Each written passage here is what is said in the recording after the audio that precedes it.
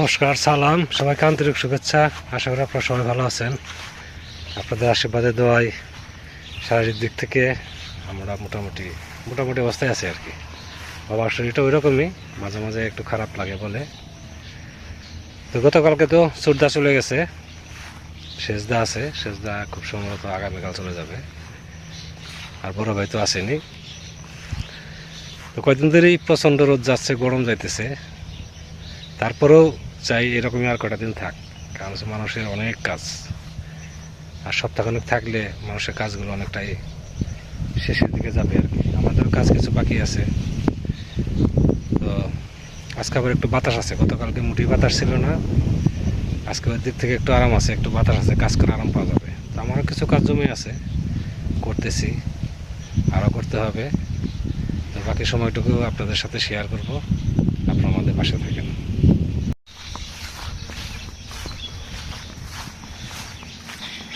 যাচ্ছি বাড়ির উত্তর পাশে, এখানে তো আসা হয় না কাজ করার জন্য। পেঁপের চারাগুলো যে বুনছিলাম ওগুলো পরিষ্কার করার দরকার। পেঁপের চারাগুলো যদি ঘাস হয়, চারার গ্রোথ বাড়ে না। অনেক পেঁপের চারা নষ্ট হয়েছে, মানে গুঁড়া পচে গেছে। তারপরে তো যে ওষুধ দিয়ে দিলাম, ওষুধ দেওয়াতে কিছুটা হয়েছে আর কি।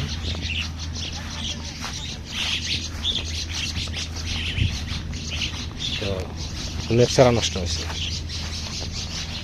এটা পরিষ্কার করে দিচ্ছে, এই যে এটা সাথে আম গাছের চারাগুলো পরিষ্কার করে দিতেছি।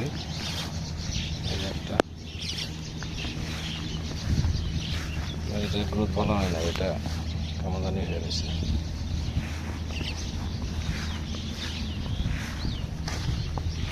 আম গাছের মনে করেন যে লতা পাতায় জড়ে একদম অস্থির হয়ে আছে। এই চারাটা ভালো আছে।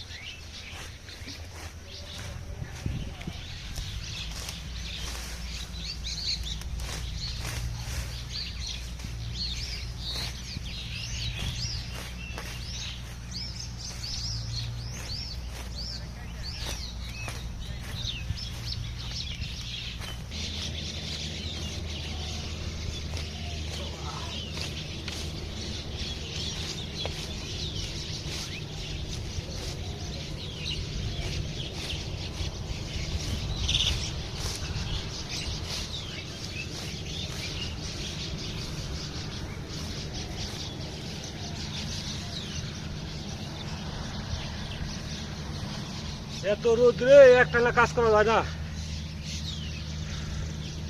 তাই শেষের দিকেই আর কয়েকটা গাছ রয়েছে, ভাবছি এইটুকু শেষ দিয়ে রেস্ট নিয়ে নেব। প্রচুর গরম, একভাবে রোদ, বাতাস আছে, মাঝে মাঝে বাতাস আসে, কিন্তু ওতে মনে করেন যে ভিতর থেকে যে গরমটা ওঠে ওতে হয় না।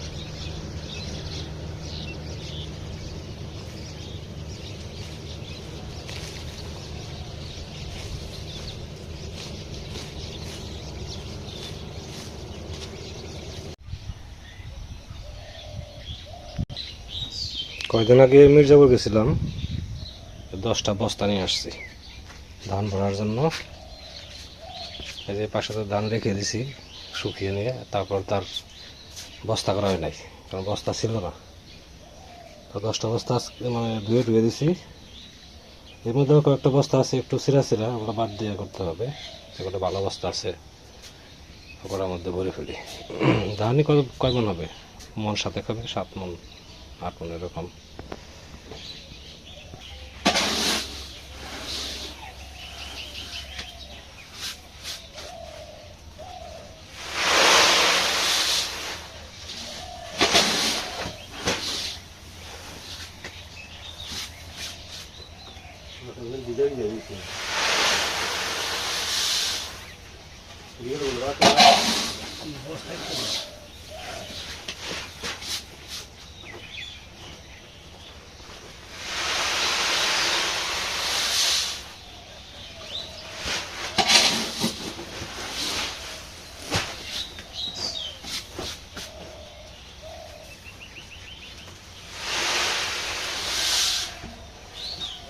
এক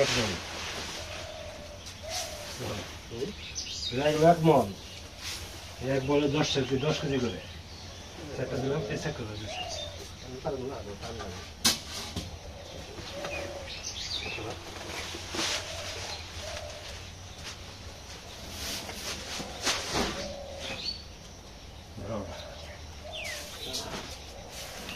ধান খাই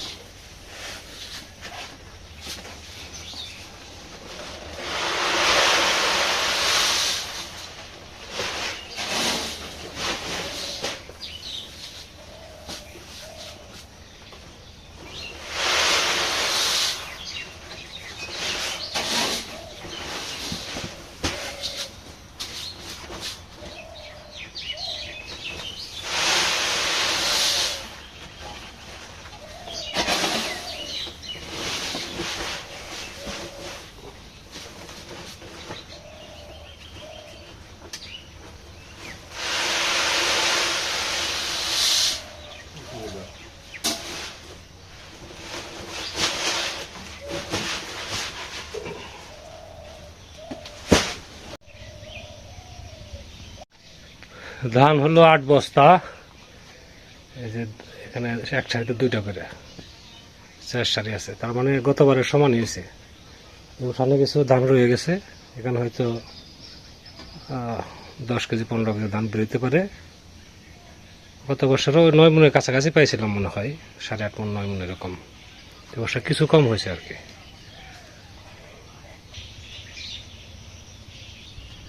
রান্না বান্নার মধ্যে কচুর শাক হবে, সেজদা কচুর শাক খাইতে চাইছে, হয়তো কচুর শাক না হলে সেঞ্চি শাক। তো কচুর শাকই বেছে নিয়েছি, কচুর শাক রান্না করি। ডাল রান্না হয়ে গেছে।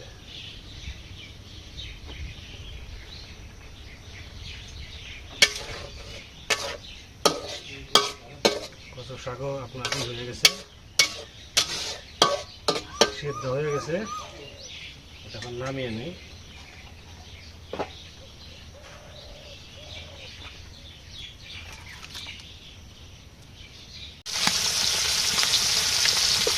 এখানে কয়েক পিস মাছ আছে, মাছটা ভেজে নিচ্ছি।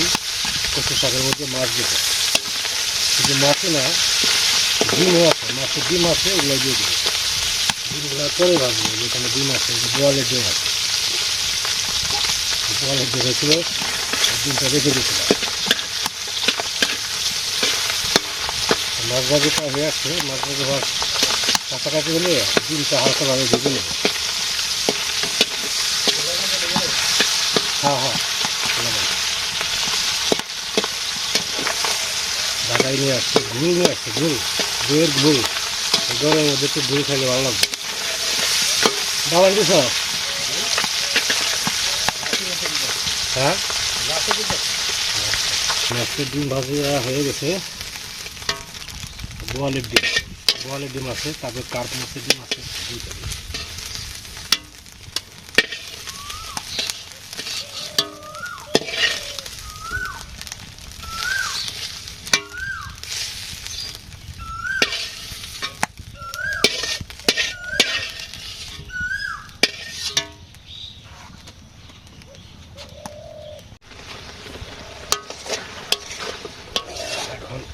অল্প আছে জাল দেবো, ঝোলটা শুকিয়ে আসবে, মাছটা দিয়ে দিই।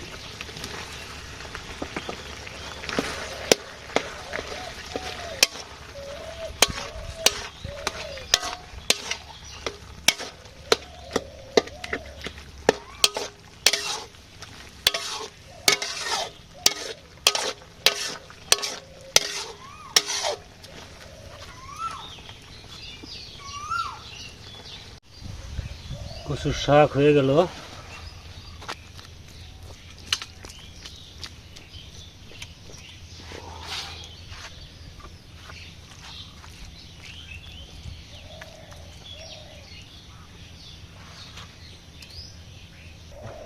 কালকে বড় ভাই তিসার জন্য যে আচার বানাইছে, ওই আচারটা বয়মে করে রাখবো, দেখি কতটুকু হয়। এক বয়মে তো হওয়ার কথা।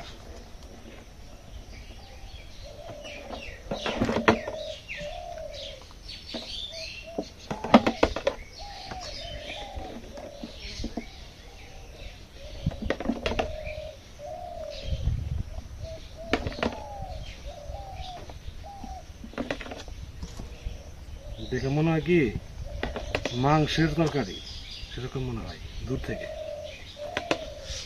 শেষ যাতাই বলতেছে যে কি রে, মাংস রান্না করছিস নাকি? না, এটা বড় আচার।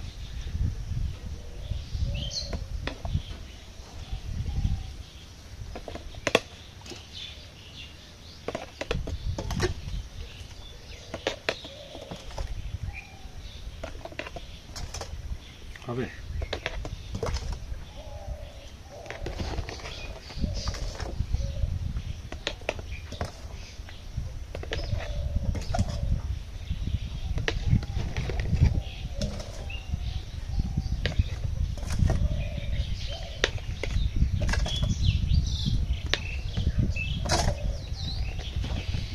পুরো এক বয়েল।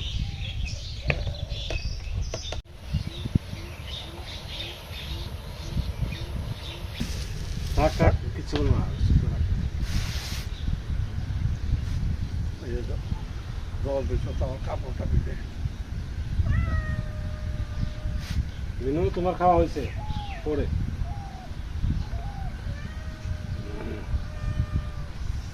শাক লবণ টবণ ঠিক আছে?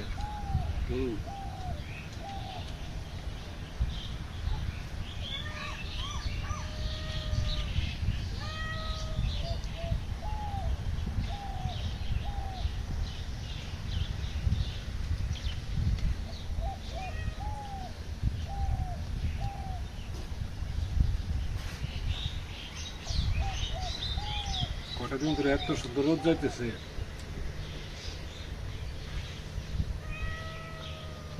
মানুষ আরামে ধান নিতেছে।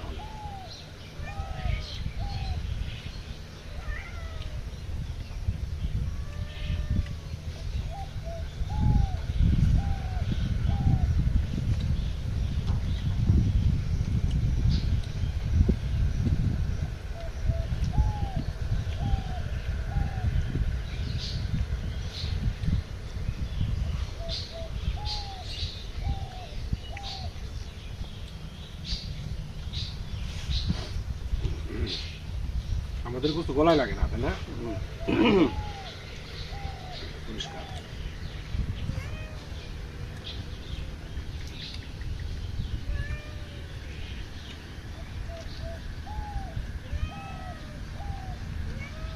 রান্না করতো ইলিশ মাছের মাথার কচু।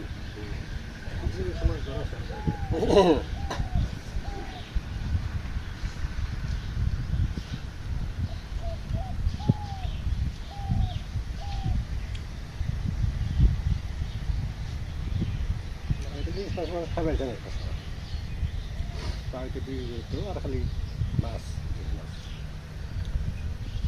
আগে কোনো মাছ না পাইলে ইলিশ মাছ নিয়ে আসতো, কারণ যেরকম পাঙ্গাস।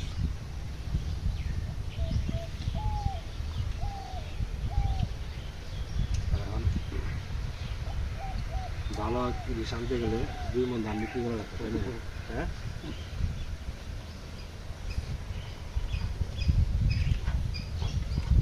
তারপরে আগের মতো কি নাই, চেঞ্জ নাই। আগে তো একবার রান্না করলে পাশে হতে বলা গেছে ইলিশ রান্না করছে।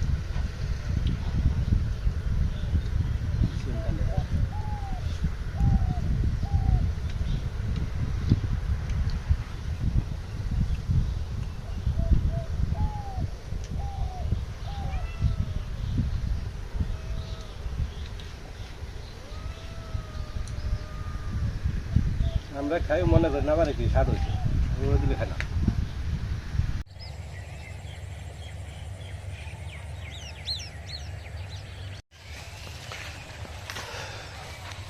আজকে প্রচুর গরম, সারাদিন একভাবে রোদ গেছে, মাঝখানে একটু একটু বাতাস আসছে, বেশিরভাগ সময় গরম গেছে। আবার এদিকে কারেন্ট চলে গেছে, পরেতে বৈশাও অস্থির লাগে। তো অনেক সময় ধরে আপনারা আমাদের সাথে আছেন, আপনাদের সবাইকে অনেক ধন্যবাদ। আপনারা ভালো থাকেন, সুন্দর থাকেন, সুস্থ থাকেন, আর আমাদের পাশে থাকেন।